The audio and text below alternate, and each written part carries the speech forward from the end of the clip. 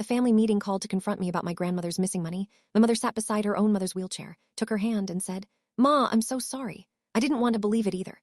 But Sophia was the one with access. Sophia was the one taking you to the bank, and now $60,000 is gone."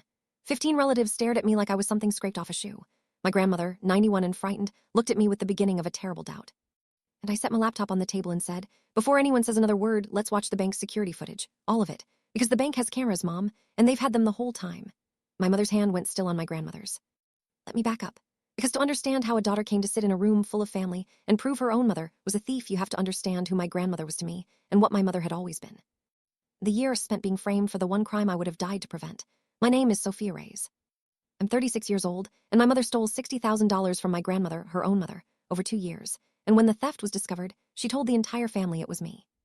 This is the story of that accusation, and what it did to me, and what it cost to clear my name, because clearing it meant destroying my mother. Let me tell you about my grandmother first, because she is the reason all of this hurt the way it did. My grandmother, Elena, essentially raised me. My mother, Marisol, was, and I'll be careful here because the truth is complicated, not a stable parent. She struggled with money, with relationships, with a chronic inability to be responsible for anything, including me. She was charming and warm and utterly unreliable, the kind of mother who'd forget to pick you up from school, but arrive with an extravagant gift she couldn't afford. And so my grandmother stepped in, the way grandmothers do, and I spent my childhood in her house, in her kitchen, in her steady, unglamorous, absolutely dependable love. Alina was the fixed point of my life. She was the one who was there. She taught me to cook, to save money, to keep my word. She was the person who showed me what a responsible adult looked like, and everything solid in me came from her. I loved her more than I have ever loved anyone. And as she aged and began to need help, I gave it back. Gladly, entirely.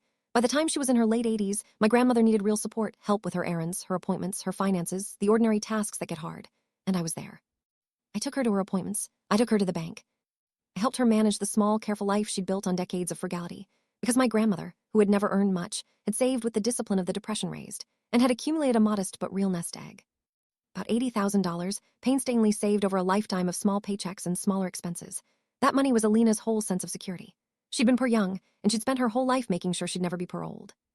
It was to her, not wealth but safety, the guarantee that she'd never be a burden, never be destitute, never have to depend on anyone. She used to touch her bank book like a talisman. It meant she was okay. Now let me tell you about my mother and the shape of her life because it explains everything. Marisol was always underwater, always.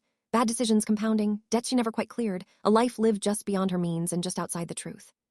She had a long, quiet history. I would eventually learn how long of solving her money problems by taking from people who loved her. Small things at first, borrowed money never returned, then larger things. My mother had been quietly harvesting the people around her for decades, and everyone in the family knew it at some level, and no one ever quite said it, because she was charming and pitiable and she was family.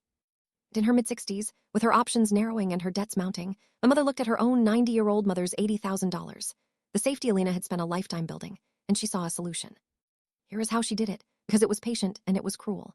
My mother had access. As Alina's daughter, she was on some of the accounts, had signature authority on things, had the kind of casual entry into an elderly parent's finances that families give without thinking.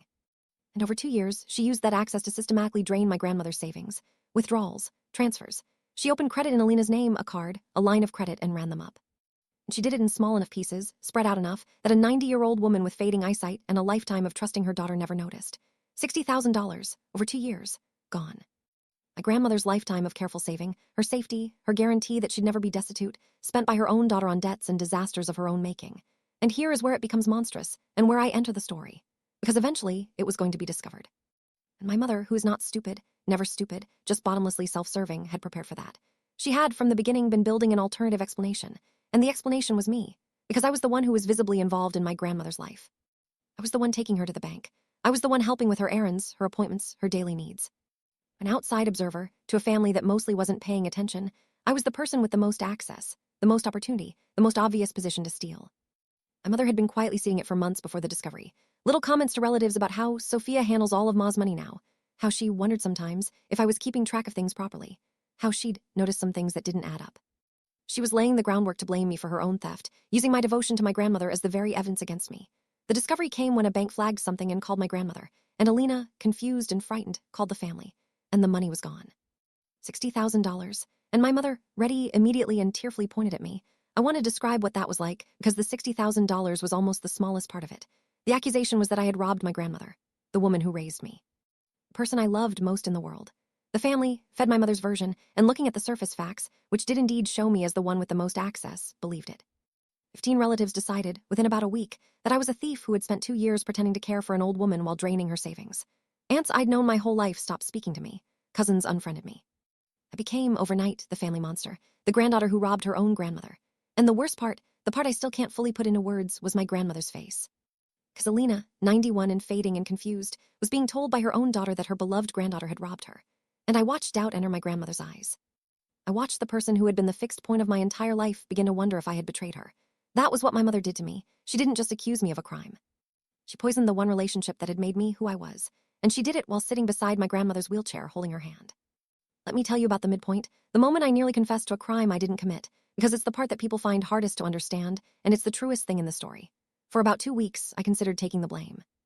I need to explain why, because it sounds insane. But here it is. My mother was going to be destroyed if the truth came out. Elder financial abuse is a serious crime. Stealing $60,000 from your own 91-year-old mother is not a family disagreement. It's a felony, and it would mean prosecution. And my mother, 66 years old, broke, fragile, would likely go to prison.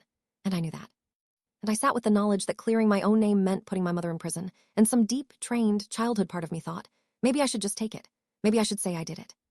Maybe I should absorb this the way I've absorbed everything else about her my whole life. She's my mother. Prison would kill her. And there was a second reason, uglier and truer. I thought it might be less painful for my grandmother. Because Alina had 2 choices in front of her, believe her granddaughter robbed her, or learn that her own daughter had. And I thought, in the darkest hours of that fortnight, that maybe it was kinder for me to be the villain. A grandmother could survive being betrayed by a granddaughter. Could she survive learning that her own child, the daughter she'd raised, had spent 2 years quietly stealing her safety? I honestly didn't know.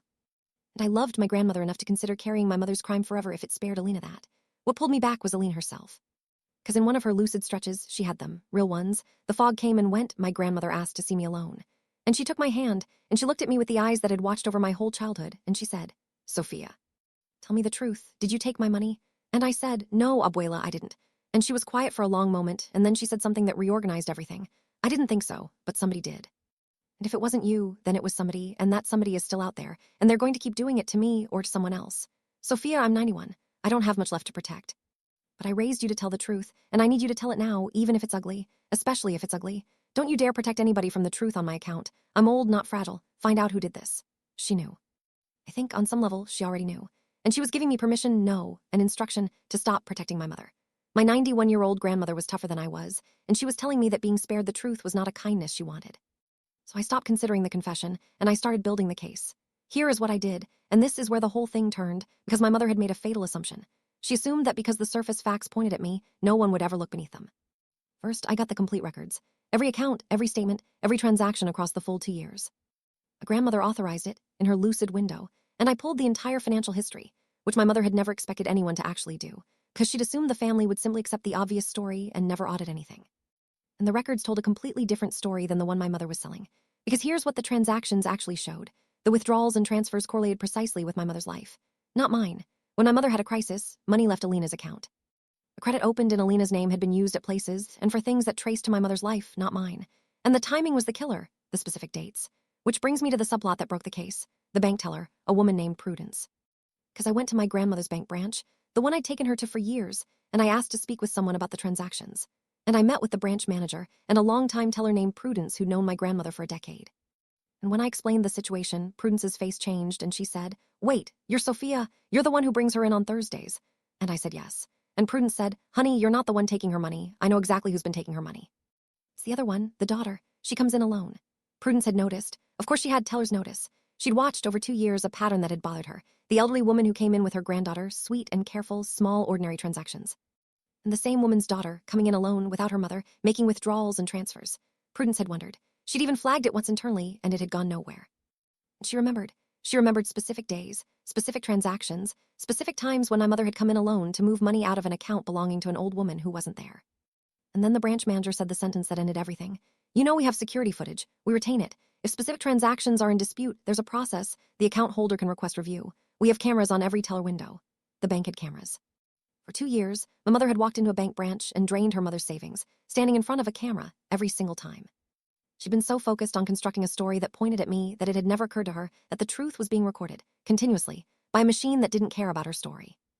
I want to be careful and clear about the process. My grandmother, the account holder, was the one who formally disputed the transactions and requested the review with the bank's fraud department exactly as the process requires. This wasn't me hacking anything or playing detective.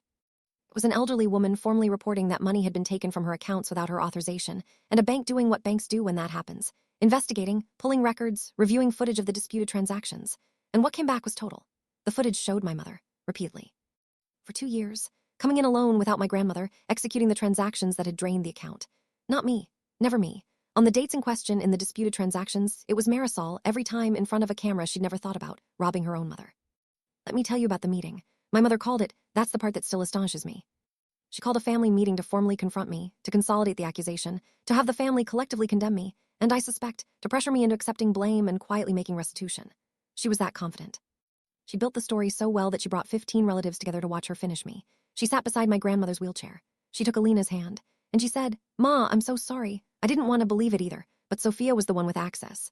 Sophia was the one taking you to the bank, and now $60,000 is gone." 15 relatives looked at me with disgust. My grandmother looked at me with a terrible doubt, and I set my laptop on the table. Before anyone says another word, let's watch the bank's security footage, all of it, because the bank has cameras, Mom, and they've had them the whole time. My mother's hand went still on my grandmother's. "Abuela formally disputed the transactions," I said to the room.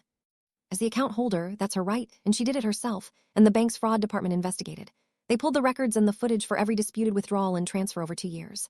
I opened the laptop. This is the footage. This is who was actually standing at the teller window, alone, without Abuela, taking her money, over and over for 2 years.